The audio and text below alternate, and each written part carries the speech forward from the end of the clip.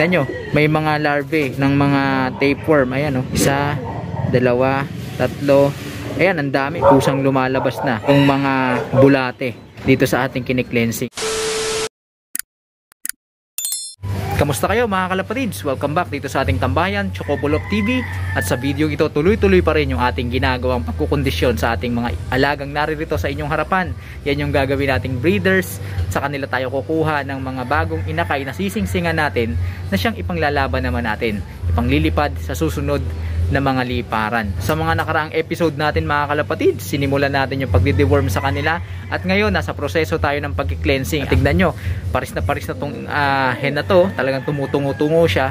Tapos itong pack na to ay namamarako na. Kumbaga yung dati niyang pares na iwinalay natin sa kanya, nilimot niya na ng tuluyan. Ayan, silang dalawa na yung gustong magsama. Pero syempre may harang pa rin yan. Hindi pa rin natin sila pagsasamahin dahil nga hindi pa tapos yung ginagawa nating programang paglilinis o pagke-cleansing sa kanila. So, itong ilong nito, medyo pumuputi-puti na. Magandang senyalis yan na talagang bumabalik na yung kanyang magandang kondisyon. At dahil dyan, tuloy-tuloy pa rin yung aking pagbibigay nito mga kalapatids. Oregano, kalamansi at bawang, tapos lalagyan natin yan ng honey mamaya kapag nadurog na natin yung katas. Yan pa rin ang ipapainom natin sa ating mga ibon.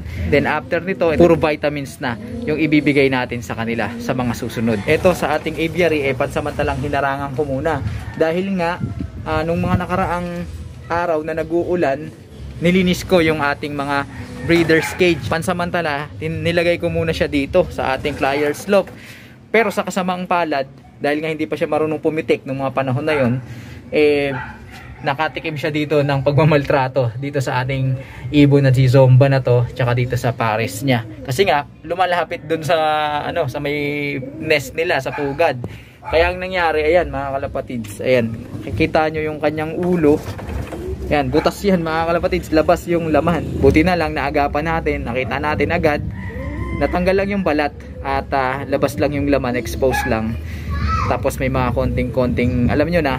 So, inawat na agad natin. Ginawa natin ng paraan agad. Pansamantala, dito ko muna nilagay. Actually, eto, ganyang edad, kaya niya nang depensahan yung sarili niya. Kaya niya nang tumakbo, kaya niya nang pumitik. Kaya lang, dahil nga may sugat siya sa ulo, diyan ko muna siya nilagay. Pansamantala, nakasarado muna yung ating mini aviary at yung mga ibon natin, dito natin sila nire-release sa ating sliding door. Pansamantala lang naman. Tignan nyo yung likod. Ayun o.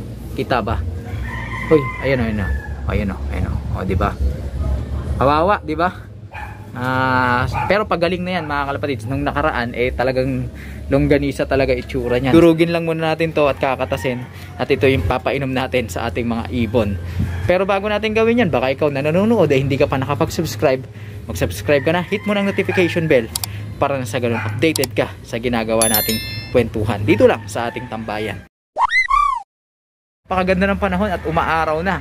Kaya napapaisip ako kung baka pwedeng paliguan na natin tong ating mga breeders kasi hindi pa to naliligo simula nung hiniwalay natin siya. Normally, unang-una kong ginagawa sa pagki-cleansing yung pagpapaligo, sabay na ng deworm. Kaya lang, yung mga nakaraan, talagang nag-uulan, wrong timing kung magpapaligo tayo. So siguro sa episode na ito, sama na rin natin yung pagpapaligo at idadamay na rin natin itong ating mga ibon. Maliban lang siguro dito sa naglilimlim na to.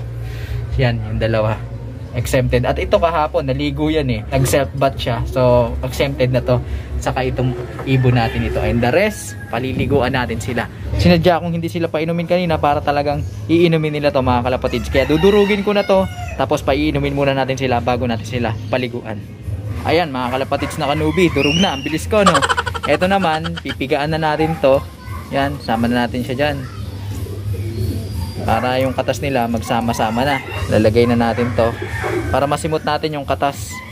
Ngayon naman yung katas na yan, lalagay natin dito mga kalapatids. Di ba? Kulay green. Lagyan pa natin ng konting tubig para masimot natin yung katas. Tapos lagay natin dito. Yan yung ibibigay natin. Sasalain natin itong ginawa nating juice o herbal juice nila para hindi sila ma-turn off dun sa mga granules o mga nakalutang na dahon-dahon. Alright? So, yan na. Yung paiinom natin dun sa ating mga alaga. Nilagyan ko na rin yan ng kaunting honey mga kalapatids. Di ko na lang na video kanina. Alam mo nyo naman, tumakas lang tayo doon sa kusina. Kumuha lang tayo ng honey. At ito ay bibigyan na natin dito. Ayan. Ayun, uminom agad mga kalapatids. At naramdaman yan ako. Medyo maasim-asim ah. Medyo mapaklang maasin-asin. Pero kapag ka nasanay na yung mga ibon nyo sa mga binibigay nyo ganyan, mabilis nyo nang mapainom yan mga kalapatids. Ang mahirap nyan pagka hindi sanay sa una, di talaga iinom yan, titiisin talaga nila na wag uminom. Pero okay lang yon, lalo na pagka ini-introduce nyo pa lang, bigyan nyo lang, giging no choice yan, iinumin at iinumin din nila yan. So dito naman tayo sa kabila. Ayan, okay lang yan, mag cross contamination sila kasi wala naman sakit yan, tsaka pagsasamahin din natin yan eventually. Sige, inom.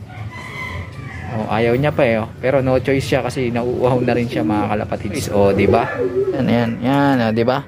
Yung sa mga kalapatids natin na kanubi dyan, pagka iwinalay nyo yung mga ibon nyo, asahan nyo, yung mga inakay na yan, hindi pa marunong uminom.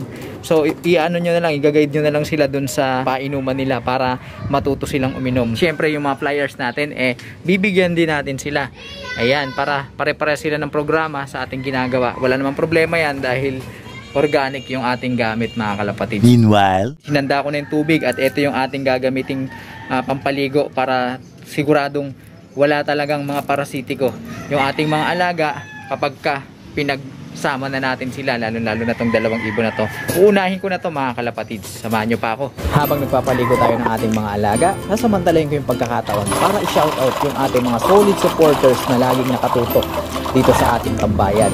Shoutout kina Jaya Nacion ng Pasig Green Park, kay Sir Alan Flores, kay Sir Jubert Ferrer, Idol Puro Tokorok, Michelle Angeles, kay Sir Romel Zuniega ng Novaliches, kay Sir Jeffrey Bayango. Sir, huwag ka ng tampo, eto na, shout out uli sa'yo. Kay Sir Gilier Gamboa, Sir Katzman ng Saudi Arabia, at kay Archie De Lima. Shoutout sa inyong lahat mga kalapatids. Maraming salamat sa inyong laging pagtutok at pakikitambay. At sa mga gusto magpa-shoutout dyan, sa mga hindi natin nabanggit, comment nyo lang, paalala nyo lang sa mga susunod nating episode. Ilalapag natin yan. A few moments later. Tapos na natin silang paliguan. Ayan, basang-basa pa yung ating mga alaga. At hayaan lang natin sila dyan matuyo. Mamaya-maya, pakakainin na rin natin yan. Dinamay na rin natin to mga kalapatids. At maging yung mga ibon natin na nandito sa ating flyers love. Ayan, yung inakay, tapos tong naririto, yung dalawa lang ang yung ating inobswelto. Ayan, yung nakaupo sa pugad, tsaka itong isang to. Balik tayo dito sa ating mga ibon na kinukondisyon sa ating breeder section. May papakita ako sa inyo mga kalapatids, pasintabi sa mga kumakain at mga nagmemeryenda dyan. Ito kasi mga kalapatids, yung dumi ng ating ibon na ito, yung kine-cleansing natin. Tignan nyo, may mga larvae ng mga tapeworm. Ayan isa, dalawa, tatlo. Ayan, ang dami mga kalapatids. Bagamat tapos na yung ginawa natin purgahan dyan, sa tuloy-tuloy na cleansing, sa pagsusubo ng bawang at pagpapainom sa kanila ng herbal juice na may bawang din, ayan, kusang lumalabas na yung mga bulate dito sa ating kine-cleansing. Patuloy pa natin gagawin yan para talagang maubos yung mga parasite na nasa kanilang bituka, para kapag pinagsama na natin sila mga kalapatids, talagang malusog at wala ng parasitiko na maipapasa sila dun sa kanilang mga magiging inakay. So yan muna ang update dito sa ating tambayan mga kalapatid. Maraming salamat sa inyong pakikitambay at pakikipagkwentuhan. At kung ikaw na nanonood hindi ka pa nakapag-subscribe, pindutin mo na subscribe button at ang notification bell para sa ganun maging updated ka sa ginagawa nating kwentuhan dito lang sa ating channel Chocobolo TV. Mag-like, comment, share kung nagustuhan ng video ito, at pakisuportahan ang ating Facebook page para sa tuloy-tuloy na kwentuhan, nakapupulutan ng mga kaalaman. Paano mga kalapatids? Hanggang sa susunod natin pagkikita. Paalam!